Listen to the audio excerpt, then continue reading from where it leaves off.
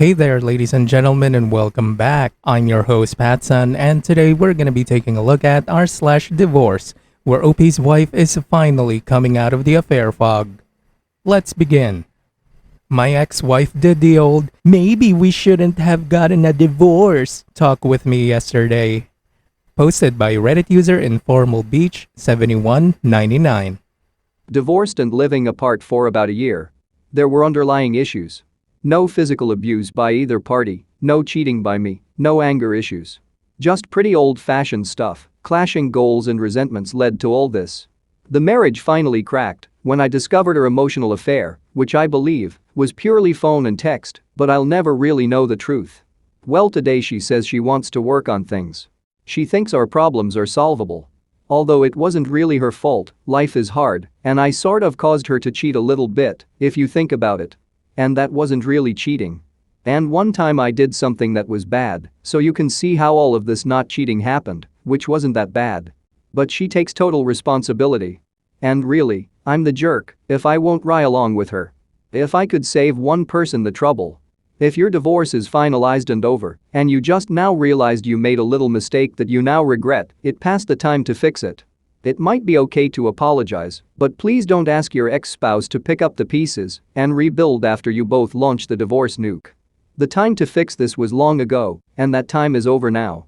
There are millions of eligible people out there. You don't actually believe that one singular person was chosen for you, right? This one person which you put through the ringer and is finally moving on, that one person needs to stop, turn around and come back for another round? Leave them alone and stop imposing. You want to be a better person? Just do it and stop expecting things from the people around you. Even worse, I liked a lot about my old life. I'm off in uncharted territory now. I make the best of it, but the stability is gone. I told her it would be exactly like this. Divorce wouldn't be fun. We had a lot to work for, but she wouldn't listen to me then. There's simply no way I can go back after what she did and have any respect for myself at all. I can't go back to her and then talk to my kids about integrity and face myself in the mirror. She doesn't even feel remorseful. I think I've been doing a great job moving on, but I don't need this carrot dangled in front of me of something I'll never have back. I read this line somewhere before, but I don't exactly remember where. Basically, it goes like this. Never read the same book twice because the ending doesn't change. Look, OP, the minute she pursued this affair, even if it's not physical, you became plan B, dude. You're the backup plan. She, in effect, faced into the reality that her current options aren't that much better than what she had with you. If you get back together with her, you're still plan B and she will still be searching. All I can say is, don't assume the reasons she wants to get back together with you are the same reasons you want to work on things. Maybe her new life isn't as great as she thought it would be. Maybe she thought she'd find someone better. Maybe she just misses someone around the house providing for her. Most likely, she has a personal benefit to wanting to get back together that has nothing to do with what is best for your family. For short, Chad doesn't want her anymore, and she needs a simp. Don't be that simp, OP. You're better than that. And now, for today's second story. Karmic Justice and Happy Ending. Posted by Reddit user Fluid Cardiologist 19. So, those of you that frequent this sub know I comment here a lot. This will be my first, and likely only post. For those that know me well, you'll also know I had a fast, easy, and amicable divorce, despite my ex cheating on me. I've never sought revenge, and never planned to. I promised to never badmouth him, never did, and still haven't. I never will. Many people on here love to ask if they should seek revenge, or how they can get back at a cheating spouse. My response, and many others' response, is always just to move forward and live the best life you can. Well, this is a story about how I did just that, and that was truly the best revenge I could get. It's also a happy ending story. So, a story most will love. So, my ex and I split, fast divorce, 50/50ths, no lawyers, filed online, done in a month and a half. I stayed in the house to live until we sold it. The first few weeks we tried to remain friends until I cut this off and he seemed sad, but fine with that. We remained on good terms, just not trying to be friends. The first sign of slight trouble came before we filed when he got a bit threatening about what I would and wouldn't get, but backed off when I reminded him. We just both wanted to get it done. Second sign of trouble came when I asked him if he would entertain the idea of me buying him out. He said he would, but then proceeded to be a huge dick during the conversation, once again threatening me. This time by telling me he would sell the house without my permission, since he's the only one on the title, despite us being in a community property state and it being purchased during the marriage. He told me he didn't need my cooperation, so I told him he wouldn't get much of it when it came to showings. Still, I allowed the house to be shown, just not as often as he would have liked. The price had to be dropped. When we got an offer, he wanted me to take it so bad, he offered me more money than he would get, and some concessions as well. I didn't really even talk during this conversation, he just kept offering shit, so I took it. I won't list them all, but I accepted. He thanked me, and our relationship was still cordial. Here's where it finally comes to an end. The day before the final walkthrough, I get the escrow breakdown that I'm supposed to sign off on. Lo and behold, the agreed upon amount that I was supposed to get wasn't correct. I tell the title company it's incorrect, she tells me she'll reach out to the ex and get back to me. She does and tells me nope, he says it's correct. So, I texted ex, tell him sale is dead, cancel the walkthrough. He panics trying to get me on the phone. I refuse to answer. I finally do, recording the call, of course, one party permission, and he tells me he doesn't think it's fair I get more money than him. I told him I don't care about being fair, it's the deal he made. He tells me he can just evict me. I tell him to do it and fuck off, and hung up. He panics and calls me back. Lots of back and forth for him to beg and plead for me not to kill the deal and says he already emailed telling them to fix it. Here's the thing though, I told him too late, that deal is no longer valid, it expired when he tried to stab me in the back and missed. See, he was expecting that the walkthrough would have already happened, I'd have no leverage and be fucked. He swore that wasn't true.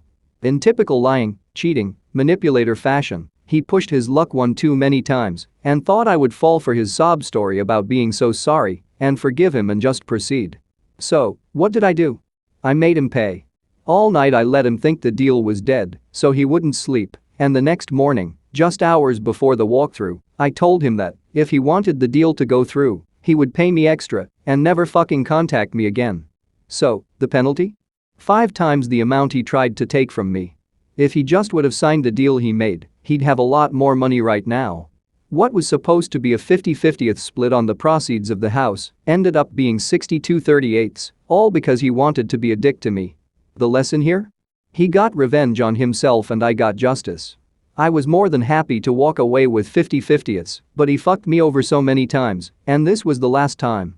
This is a man who smugly told me a judge wouldn't care about his affair, adultery doesn't matter in our state, I would never get alimony, and he could evict me. Well, while he danced on the 50-yard line, I got the TD. Everything was completed today. All done. I knew karma would catch up to him, but didn't expect it to be so fast. This was death by 1,000 stupid decisions. I got a lot more money out of him after our divorce was finalized, all due to his own hubris and ego. I got more money from the sale of the house than I would have had it sold for the original price.